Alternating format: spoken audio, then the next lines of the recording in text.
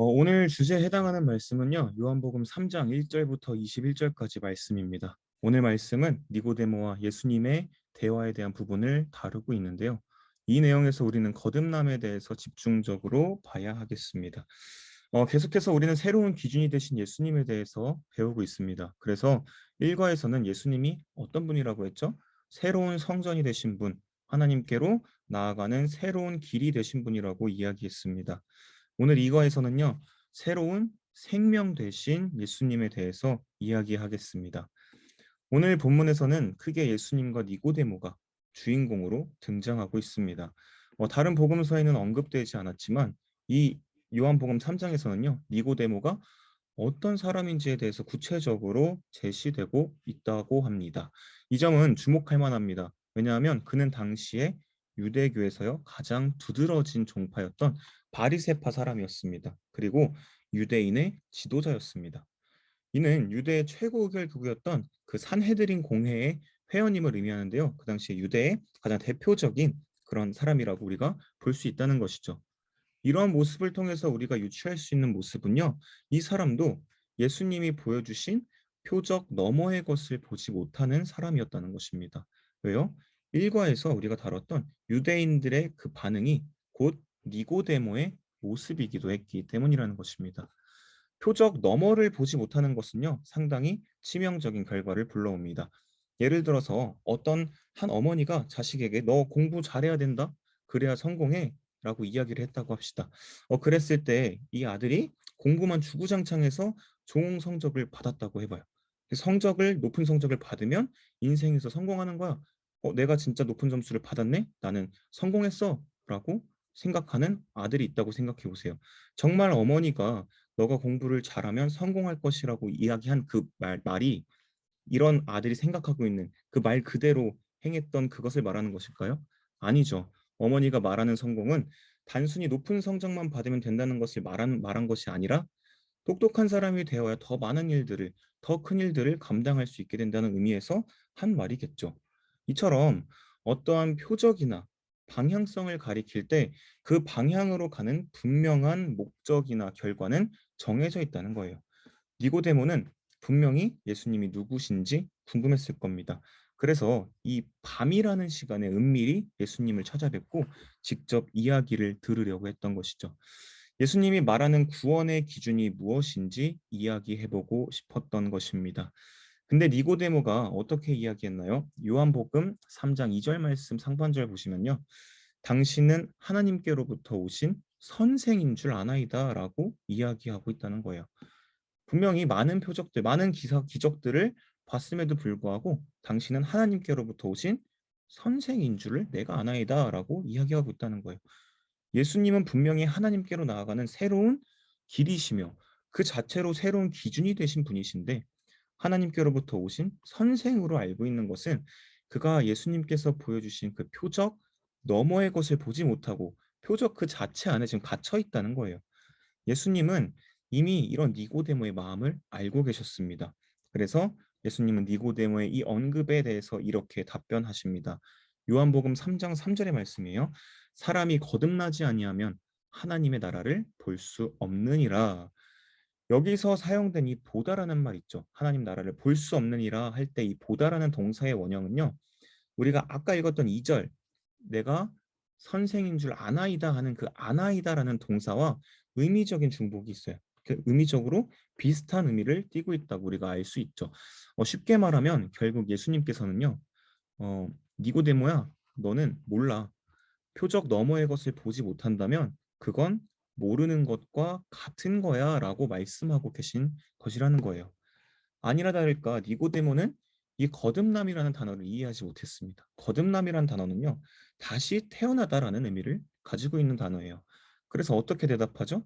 어떻게 사람이 태어났는데 한 번 태어났는데 다시 태어납니까? 우리가 어머니 배로 다시 들어가야 되는 게 불가능한 일 아닙니까? 라고 이렇게 대답한다는 거예요.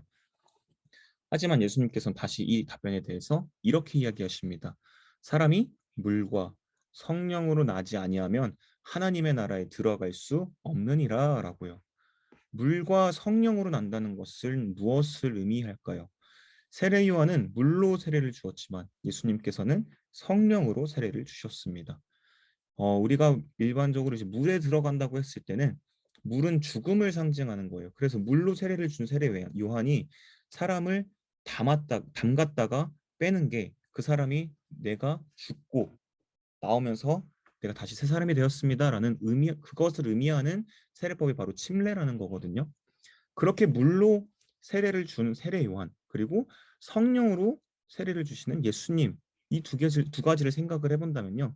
결국에 물과 성령으로 난다는 것은 나의 죄된 모습이 죽고 예수님으로 말미암아 용서받아 이제는 내 뜻대로 내 몸의 주인이 나라는 것이 아니라 성령의 인도하심을 따라 하나님이 나의 삶의 주인이십니다. 그렇기 때문에 내가 하나님의 인도하심을 따라가겠습니다. 라는 것을 말하는 것이 아닐까요? 보지 못하고 알지 못했던 니고데모에게 있어서 거듭남이라는 것은요. 곧 볼 수 있음을 뜻하고 알게 되는 것을 뜻하면서요. 더 나아가 증언을 받아들이는 것이라고 할 수 있습니다. 그리고 이 모든 것은요. 믿는 것이라는 동사로 귀결이 된다고 해요. 요한복음 3장 16절에서 17절 우리가 가장 잘 아는 말씀이죠. 예수님이 어떤 분이신지 왜 이 땅에 오셨는지 정확하게 이야기하고 있습니다. 바로 세상이 구원을 받게 하려 하심이라는 것입니다. 그 중심에 구원을 위한 유일한 방법으로 누가 보내졌다고요? 하나님의 아들 예수님이 보내지셨다는 겁니다. 그렇다면 예수님의 말씀처럼 하나님의 나라를 보기 위해 거듭나야 하는데 그 거듭나야 하는 방법이 바로 예수님을 믿어야 한다는 것이죠. 예수님은 이해하지 못하는 니고데모에게 더 직관적인 비유를 들어서 설명을 해줍니다. 그러니까 더 쉬운 방법으로 이해할 수 있는 비유를 말씀해 주신 것이죠. 바로 이스라엘의 노뱀 사건을 통해서 이야기하셨습니다. 어, 이스라엘이 하나님을 원망하고 모세 지도자를 원망할 때 하나님께서는 불뱀을 통해서 그들을 심판하셨습니다. 그래서 많은 사람들이 불뱀에 물려 죽어가고 있을 때 그들이 하나님께 어떻게 했죠? 하나님 우리가 잘못했습니다. 우리가 원망하지 않겠습니다. 죄송합니다. 이렇게 회개 기도를 합니다. 하나님께서는 이스라엘 백성들의 그 회개를 들으셨고 구원받을 수 있는 방법으로 노뱀을 만들어서 그 노뱀을 쳐다보면 살게 된다고 이야기하셨습니다. 모세가 그 노뱀을 든 것처럼 예수님께서도 스스로가 들려져야 한다고 말씀하셨다는 겁니다. 이 노뱀 사건을 통해서요. 예수님은 장차 감당하실 십자가 사건을 암시하신 것입니다. 즉 예수님이 죽음의 원인인 우리의 모든 죄를 대신 지시고 죽으셨기에 우리의 모든 죄가 다 용서받았지만 더 나아가 그 죽음을 이기시고 부활하셨기에 우리가 예수님을 믿을 때 우리도 그와 같이 구원을 받게 된다는 것이죠. 우리도 예수님처럼 죽음을 이기게 된다는 것입니다. 그렇다면 우리는 어떻게 살아가야 하나요? 새로운 생명 대신 영생의 기준이 되신 예수님을 믿어야 하는 것이죠. 예수님을 믿는다는 것은 이제 우리 삶의 주권이 하나님께 있음을 인정하는 것을 의미합니다. 이전에 내가 죽고 예수 그리스도께서 다시 사시는 인생을 살겠다는 그 결단이 된다는 것이죠. 그러면 우리는 어떻게 해야 할까요? 이전에 내 삶의 주인이었던 나의 이 죄된 모습을 회개함으로 하나님께 나의 삶을 드려야 한다는 것입니다. 예수님이 하나님의 아들이라는 그 표적 넘어 그분이 이 세상을 구원하기 위해 오신 분이시며 우리는 오직 그 예수 그리스도를 믿는 믿음 안에서 거듭날 수 있게 된다는 사실.